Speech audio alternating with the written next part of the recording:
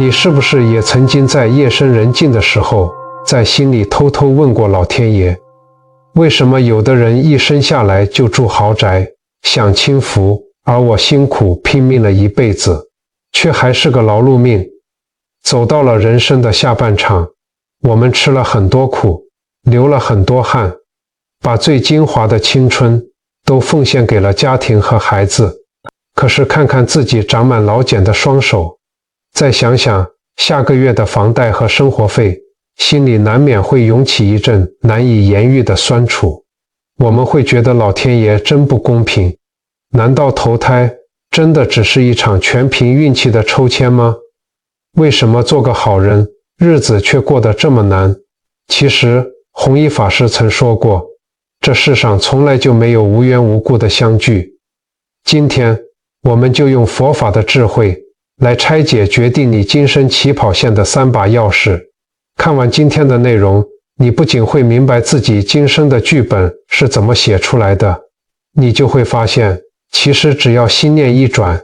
你受过的那些苦都会变成你生命里最值钱的风水。只要照着做，就能帮你补起生命中漏水的漏洞，重新写好下半辈子的剧本，把福报一点一滴存回来，为你自己和子孙彻底改写命运。说到这里，很多朋友可能会觉得不可思议，但其实佛法告诉我们，生命就像是一个巨大的银行，你今生能领出多少钱，过上什么样的日子，完全取决于你上辈子在这个银行里存了什么。老天爷是绝对公平的，非没有偏袒任何人，非只是忠实的把我们自己存进去的东西再交还给我们而已。决定我们投胎到什么样的家庭，主要看我们前世有没有拿好这3把钥匙。这3把钥匙分别叫做财、福还有德。我们用白话一点的方式来说，什么是财？就是你过去生中有没有慷慨解囊，用物质去帮助过别人。当别人饿肚子时，你有没有分一口饭给人家？当别人遇到急难时，你有没有伸出援手？什么是福？就是你有没有结下善缘，有没有一颗柔软的心去体恤别人的苦。福气不是从天上掉下来的，是从我们对待别人的和气、包容和体谅中慢慢累积出来的。什么是德？就是你做人的底线，你的良知和品格。在没有人看见的地方，你是不是依然坚守着善良，不贪不取？在面对利益诱惑的时候，你是不是依然选择做对的事情？这3把钥匙交织出了我们今生形形色色的命运。大家回想看看身边，是不是就有这样的人？有些人上辈子只修福，未修财，他今生可能出生在普通的乡下家庭，买不起名车豪宅，一辈子骑着破旧机车，日子过得紧巴。但你仔细看，他们一家人感情极好，长辈慈祥，孩子孝顺，每天粗茶淡饭却笑声不断，邻里间也互相帮忙，走到哪都受人尊敬。这种命在佛家叫做清贵，虽没有财，但福报深厚，心灵比大富翁还要富有。反过来看，另一种人上辈子为了赚钱不择手段，修了财却没修福，今生他带着财运投胎到有钱人家，从小出国留学，接手庞大企业，但因为没有福，他就像个漏水的桶子。比如事业成功，家里却为了争夺家产反目成仇，对簿公堂，或者家财万贯却重病缠身，天天躺在加护病房里，看着山珍海味一口也吃不下，身边人只盘算他的财产，无一人真心关心他。这就叫有财无福，外在的财富留不住，反而成了束缚他灵魂的枷锁。最让人心疼的是第3种情况，那就是财跟福都没有存到的人。他们往往会出生在一个充满病痛或是充满灾难的家庭里，可能从小就经历父母离异，或者家里有长期卧病在床的长辈，一家人为了医药费愁云惨雾。佛法讲因果不虚，这多半是因为在过去的生命里没有好好爱惜自己和别人的生命，甚至做了伤害别人的事，种下了恶因，所以今生才要承受这样的苦果。他们的人生就像是在狂风暴雨中航行的小船，随时都有翻覆的危险。而那些在过去生中把财、福、德这3把钥匙都握在手里的人呢，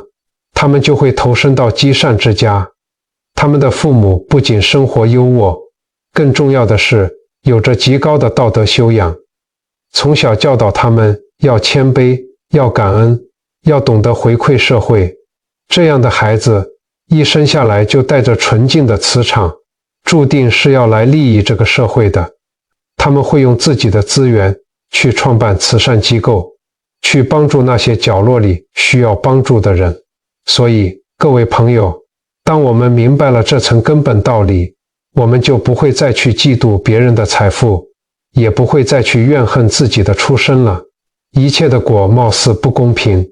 但在因果的长河里却是绝对的公平。既然今生的剧本是前世写的，那我们现在的所作所为，我们现在动的每一个念头，说出的每一句话，是不是就在写着我们下一辈子的剧本呢？明白我们带着什么样的存款来到人间后，我们再来聊聊这些重新投胎为人的灵魂到底是为了什么而来。佛法里说，一般人离开这个世界后，会有一段中阴身的时期，这就像是一个转运站，根据我们生前的业力，决定我们下一站要去哪里。之后，有的善人去了天界享受福报，有修行的人去了佛国净土继续精进，但有很大一部分的人会再次回到人间。这些重新回到人间投胎的人，因缘非常复杂，有些是因为还有未了的心愿，有些是因为放不下人世间的亲情和爱情。但我们老一辈的人常说一句话，最是一针见血。他们说，这孩子生到你们家，不是来报恩的，就是来讨债的。这就是我们今天要讲的第一种人，为了了却恩怨而来的人。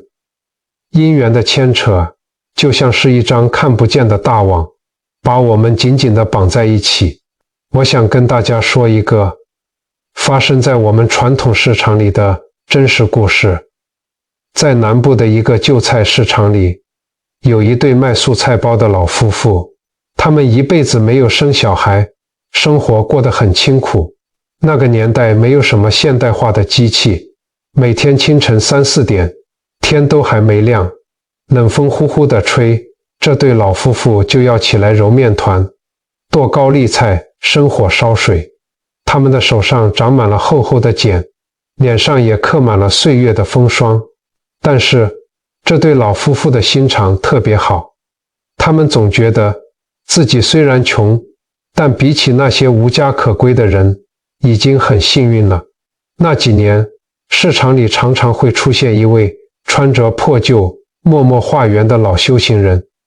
他从来不主动开口要东西，只是静静地站在角落。别的摊贩嫌他脏，觉得他会影响生意，常常挥手赶他走，有时候还会用难听的话酸他几句。但这对老夫妇每次看到他，都会赶紧从热腾腾的蒸笼里拿出2颗最热、最大颗的素菜包，恭恭敬敬地双手递给这位老人家。旁边的菜贩常常笑他们，你们自己一天都赚不到几个钱，连自己都快养不活了，还去施舍别人，真是傻子。老先生总是憨厚地笑一笑说，出家人修行辛苦，我们只是结个善缘，1颗包子不值什么钱的。就这样，日复一日，年复一年，不管是刮风下雨，只要老修行人出现，热腾腾的包子从来没有少过。后来有一天，这位老修行人病重了，躺在庙里的偏房里。临终前，老夫妇特地熬了粥去探望他。老修行人看着他们，气息已经很微弱了，但他还是努力地微微笑了一下，轻轻说了一句：“这晚饭的恩情，我来生再报。”说完就安详地走了。老夫妇红着眼眶帮他念了佛号，心里想着这只是一位老朋友的道别，从来没把报恩这句话放在心上。没想到奇迹发生了。隔年，这对已经快50岁，原本以为这辈子注定无后，早就放弃生子念头的老夫妇，居然老来得子，生下了一个胖娃娃。这个孩子从小就特别乖巧，仿佛天生就带着一种安静的气质，从来不让父母操心。别的小孩在外面玩泥巴打架，他每天放学就乖乖蹲在昏暗的包子摊旁边，借着路灯的光线写功课，看见有客人来，还会主动站起来帮忙装袋找钱。他知道父母赚钱辛苦，从来不讨要玩具和零食。后来这孩子书读得极好，一路领着奖学金，考上了北部最好的医学院，当上了医生。大家都以为他毕业后会留在繁华的大城市，去大医院当主治医师，从此赚大钱，过上上流社会的好日子，甚至把老父母接到城里去享福。可是他没有。听着熟悉的叫卖声，他回到了那个充满鱼腥味和菜叶的传统市场旁边，租了一间旧店面，开了一间小小的诊所。很多同学都不理解他，觉得他把大好的前程给毁了。为什么？因为他告诉别人，我的父母老了，他们离不开这个市场，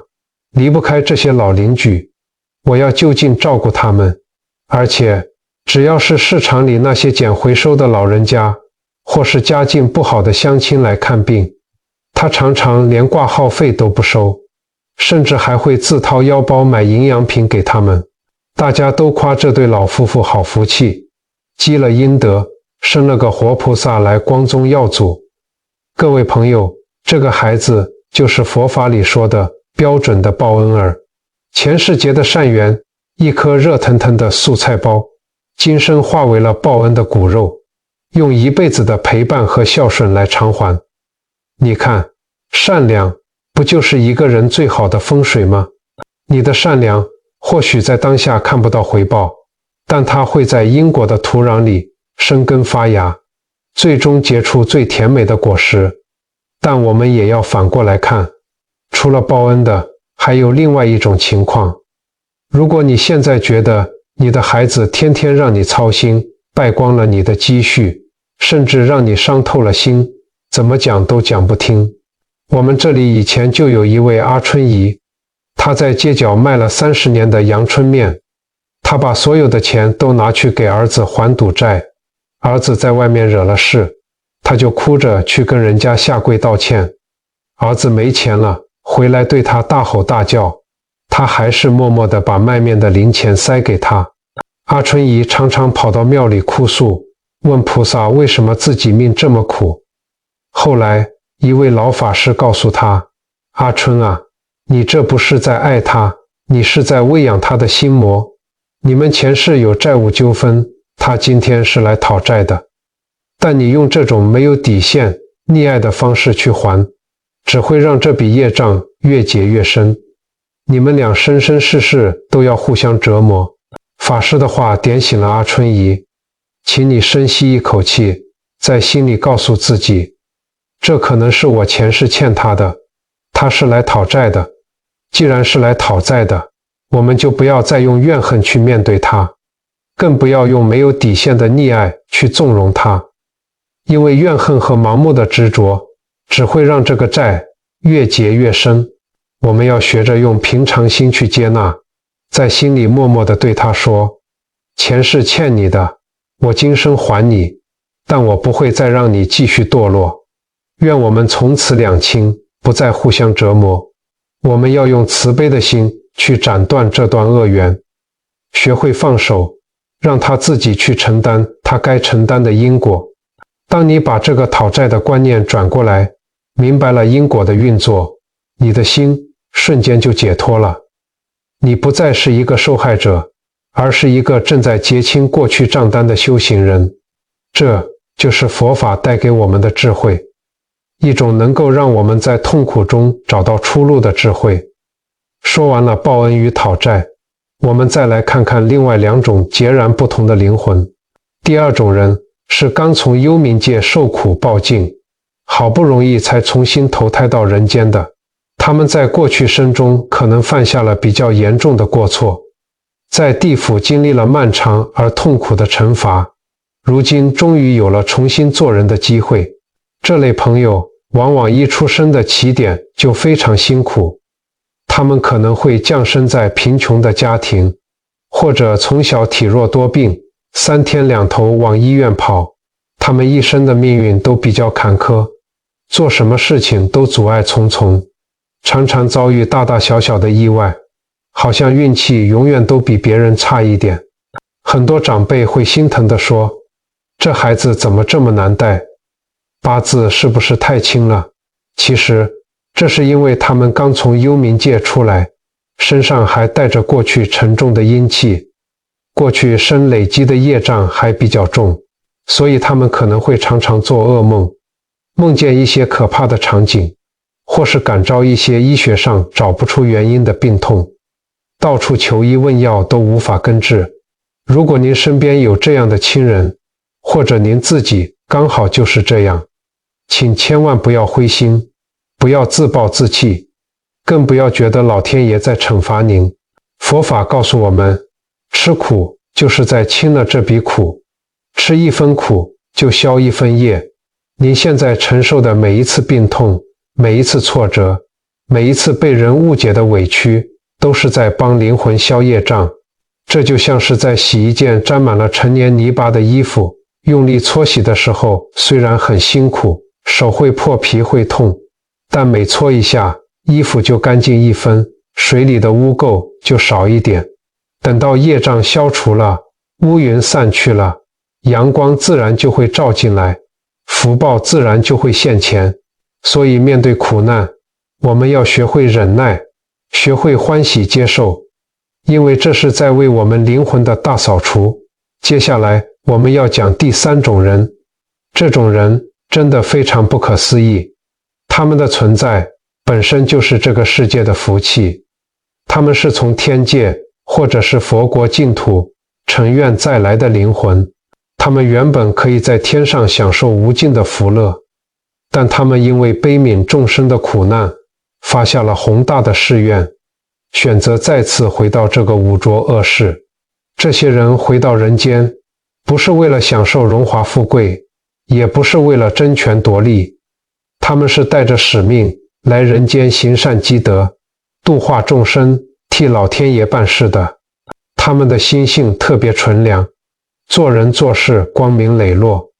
看到别人受苦，就好像自己受苦一样。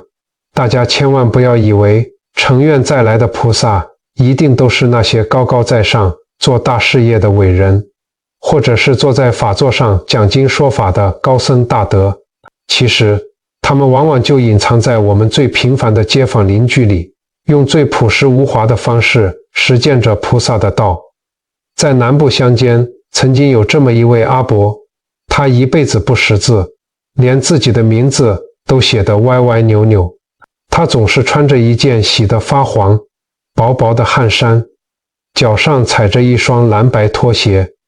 脖子上挂着一条毛巾，骑着一台链条会发出怪声的旧脚踏车。他没有成家，没有子嗣，也没有大事业，平时就靠着在工地打零工，帮人家搬砖头为生。可是他却把毕生省吃俭用下来的积蓄，一毛不剩的都拿去买了沥青和碎石子。只要看到哪里的马路有坑洞，他不等政府来修，就自己默默地在大太阳底下提着沉重的沥青去填平。南部的夏天，柏油路面被晒得发烫，他怕晚上骑车过路的乡亲，尤其是那些刚下班疲惫不堪的年轻人，或者视力不好的老人家会不小心摔伤，哪里的庙落叶堆积。他天还没亮，大家还在熟睡的时候，就拿着竹扫把去把地扫得干干净净，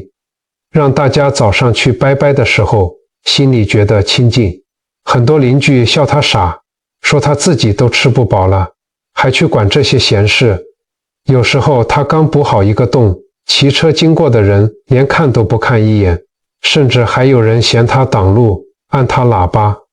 阿伯从来不生气，他只是擦擦汗，总是笑笑不语，继续做他的事。他心里没有委屈，因为他做这些从来不是为了得到别人的赞美。后来阿伯年纪大了，体力渐渐衰退了，他临终的时候没有去医院插管，没有耗费庞大的医疗资源，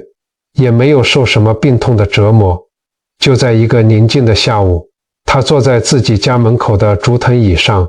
在睡梦中安详离世，就像睡着了一样。令人惊讶的是，他那间简陋、充满霉味的房间里竟然没有一丝异味，反而飘着一股淡淡的像檀香一样的清香。邻里们这才恍然大悟，原来这是一位真正在修行的圣者。各位朋友，这就是成愿再来的灵魂，他们身上没有世俗的贪念，没有对名利的渴望，他们来人间不是为了享受，而是为了付出。他们用最笨的方法修最深的福报，他们就像是人间的活菩萨，用自己平凡的一生为我们写下了一部无字真经。他们告诉我们，修行不是谈玄说妙，修行就是踏踏实实的去为别人着想。当我们明白这个道理，走在路上看见那些默默为大家付出的清洁队员、修路工人，或是在医院里端屎端尿的志工菩萨时，我们的心里是不是多了一份深深的敬意呢？他们之中或许就有成愿再来度化我们的活菩萨。说到消业障，我知道很多在荧幕前的长辈或朋友现在可能正在经历身体上的病痛，年纪大了，机器用久了，零件开始退化了，难免这里痛那里酸，有时候甚至痛到晚上翻来覆去睡不着觉。眼看着窗外的天渐渐亮了，心里的绝望也跟着升起。看着自己每天3餐饭后要吃一把又一把的药，有控制血压的、降血糖的、降血脂的、止痛的，心里难免会觉得委屈，会仰起头问老天爷，我这辈子本本分分也没做什么伤天害理的坏事，为什么要让我晚年受这种折磨？佛经里曾经讲过一个故事，说有一位王子降生人间，他有着不可思议的慈悲与愿力，他只要用手轻轻触碰病人，就能治好对方所有的病苦。大家称他为带来解药的王子，是人间最好的妙药。但您可能会想，那是佛经里遥不可及的境界，那是神话。在我们真实的生活里，面对关节退化，面对慢性病，甚至面对癌症的病痛，我们到底该怎么办？我们去哪里找这位王子？我想跟您分享一位阿嬷的真实经历，或许他能给我们带来一些启发。这位阿嬷常年受类风湿性关节炎折磨，双手关节严重变形，肿得像一块块生姜，痛起来的时候连拿双木筷子都在发抖，甚至扣扣子都做不到，真的是生不如死。刚生病的那几年，他天天抱怨自己命苦，把恐惧化为愤怒，发泄在照顾他的媳妇和儿子身上，嫌饭菜太硬，嫌房间太冷，家里气氛非常紧绷，大家都不敢靠近他。直到有一天，媳妇在他床头放了台小收音机，播放着法师讲经的广播，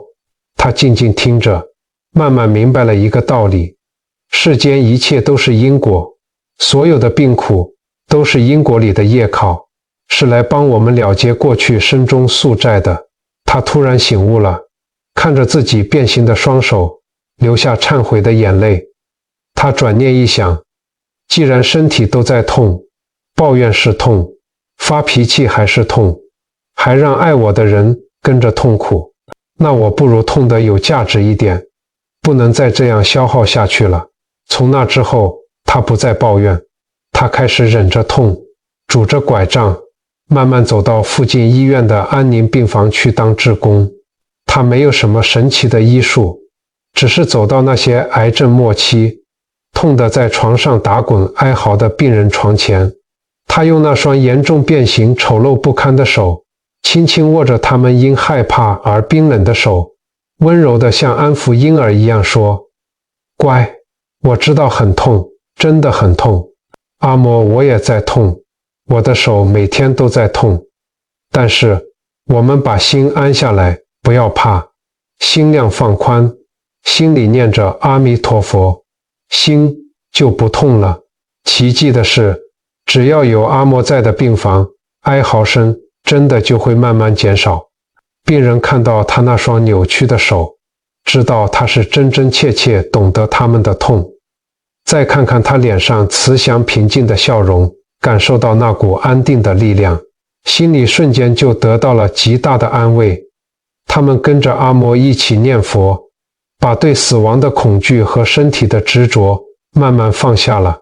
他没有神力，但他用自己的慈悲与对痛苦的深刻理解，把自己活成了别人的一帖药。他用自己的残缺圆满了别人的心灵。他就是我们人间真实的活菩萨，是佛经里走出来的人药王子。各位朋友，这就是佛法里最不可思议的力量，叫做转念。我们的肉体会衰老，会生病，这是自然规律，没有人能逃得过。但我们的心可以不受这个肉体的限制。如果您现在也正在受病痛折磨，请您不要害怕，也不要怨恨。当您不再把专注力放在我好痛，我好可怜，为什么是我，而是试着发出一个善念，去包容这个痛，把它当作是来成就自己忍辱的老师。甚至如果您还有余力，去关心身边同样在受苦的人时，您的心量就打开了。当您的心打开了，您就不再是一个被病痛困住的病人，您就是人间的菩萨。痛苦就从一种惩罚变成了一种修行的资粮。听了这么多因果与转念的故事，很多朋友可能会问，那我现在到底该怎么做？有没有什么是今天马上就能做的？其实佛法从来不是高高在上的大道理。六祖慧能大师说过，佛法在世间，不离世间觉。真正的修行不在深山古寺里，不是非要剃度出家，而是在我们每天的日常起居、柴米油盐、与人相处的每一个当下里面。今天我为大家整理了3个，您今天看完影片立刻就能跟着做的小练习。这3个动作非常简单，不需要花费任何金钱，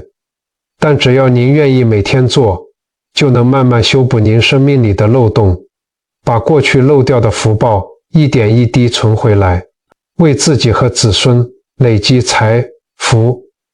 德。第一个小练习叫做睡前3分钟的观心法。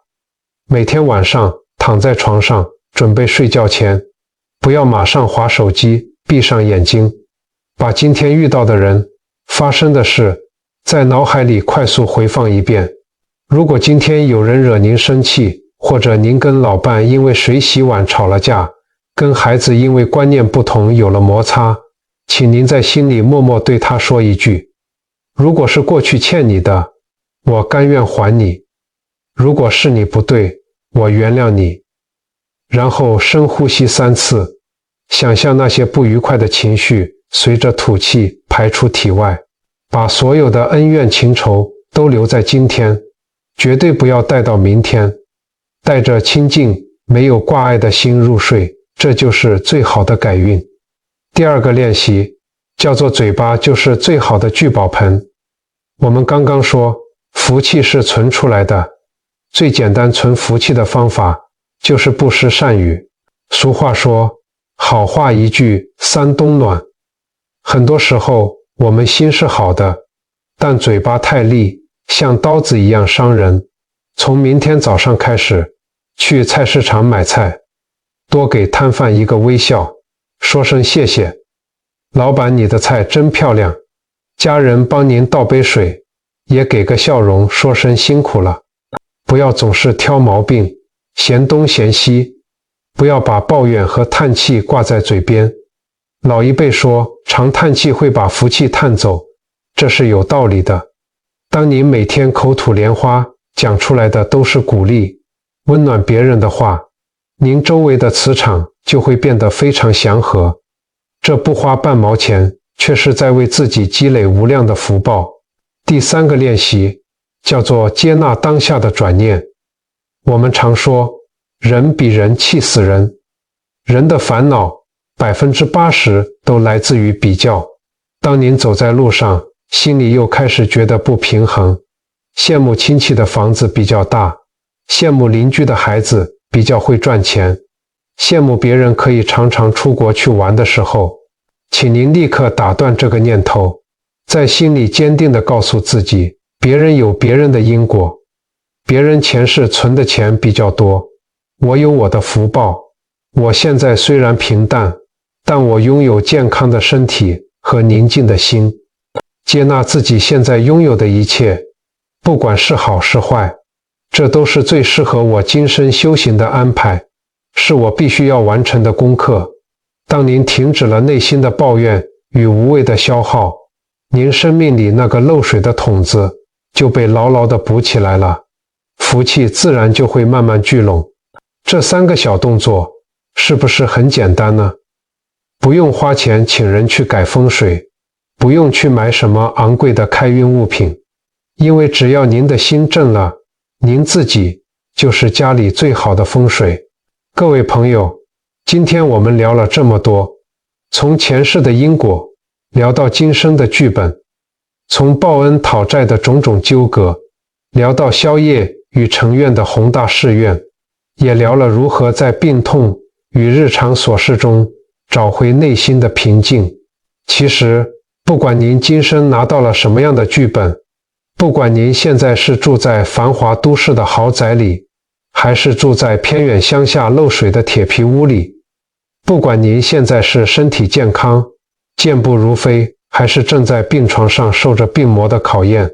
我都在这里深深地祝福您，并且想请您在心里牢牢地记住一句话：能生而为人，本身就是一场无比殊胜的奇迹。佛法说，人生难得，在6道轮回中能够得到人生，就像是一只在大海里漂浮的盲龟，500年才探出一次头，刚好遇到一块飘过来的木板，木板上还有一个孔，盲龟的头刚好穿过那个孔一样困难。我们这个肉身就像是一艘小船，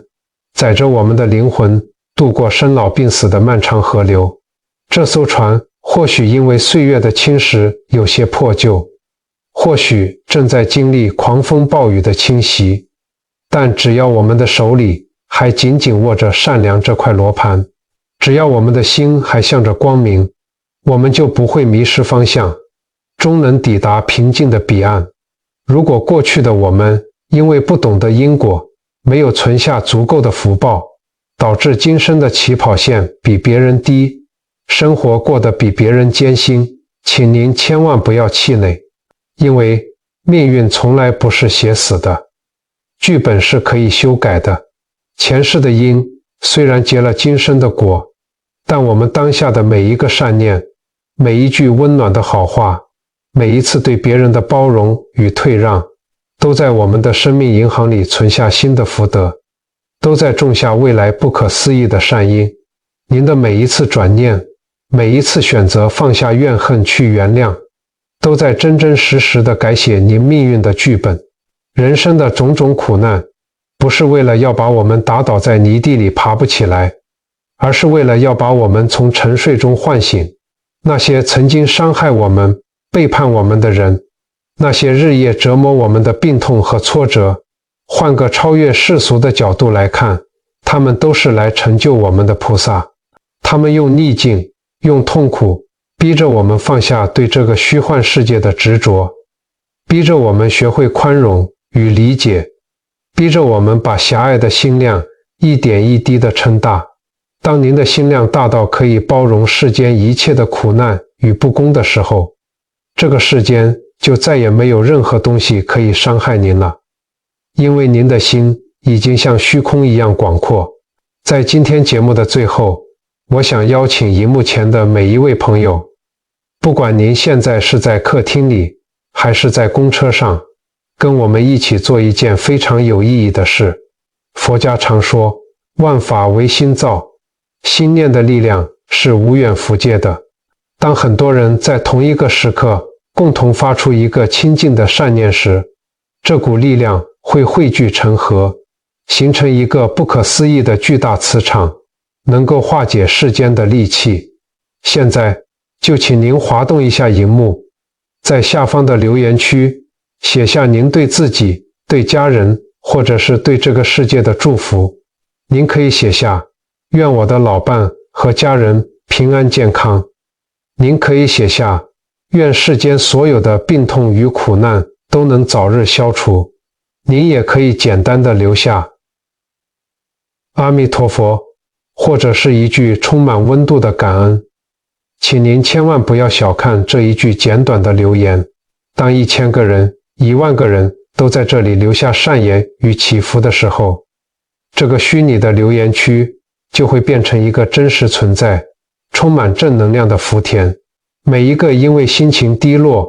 因为遇到挫折而点进来看到这些字句的人，都会被这份素昧平生的温暖给疗愈，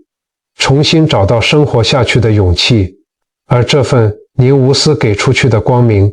最终都会遵循着因果的法则，加倍地回到您的身上，护佑着您和您的家人。愿今天这段时间的分享能为您在喧嚣的生活中带来一丝内心的宁静与坚持下去的力量。愿您在未来的日子里，无论遇到顺境还是逆境，都能保持一颗平常心，心安理得地过好每一天，福慧双修，圆满这趟人生的旅程。如果您喜欢今天的内容，觉得我们分享的这些故事和道理对您的生活有一点点的帮助或是启发，恳请您花个1秒钟的时间帮我们点个赞，并且订阅我们的频道。您的每一次关注和分享，就像是在黑暗中点亮了一盏灯，能让这些温暖的善念传递给更多正在迷茫、需要力量的人。我们一起携手，把这份福报延续下去。感恩您的陪伴与聆听，我们下期节目再见。阿弥陀佛。